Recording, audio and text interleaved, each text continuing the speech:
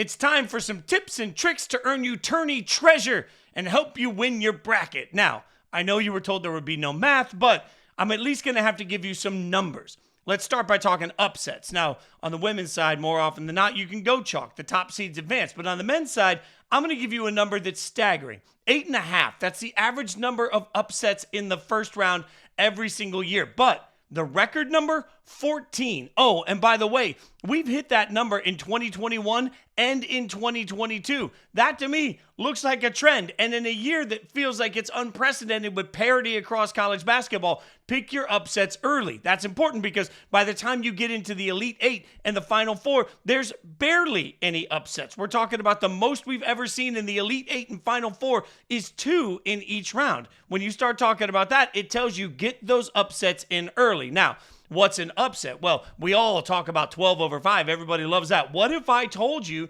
there was one seed that was even bigger? In fact, historically, 11 over 6. That's an upset that has hit 58 times. We're talking about 38% of the brackets. Now, 34% of the time we see 12 over 5. So it's still good. But look for 11 over 6 this year, especially again in a year where we're going to see all sorts of crazy seeding. Why not start to stack some of those 11 over 6 and 12 over 5s? Also, a 7 or a 10 has beaten a 2 in the second round 46 times in the last 38 tournaments. That's 1.2 per year. So that tells us you should probably pick a 2 to go down in round 2. Most importantly, this year, if there's ever been a year to go with your gut, it's this one. While we're sitting here trying to argue about who can actually win the championship this year, it's a reminder that in a year that's wild, this is the year to fill out as many brackets as you can and to get as crazy with all of them, because Connecticut could repeat, Houston could do the unthinkable, or finally a big man like Purdue could win a championship. There are so many variables. The math tells you to pick the upsets, but most importantly, we tell you, have a good time.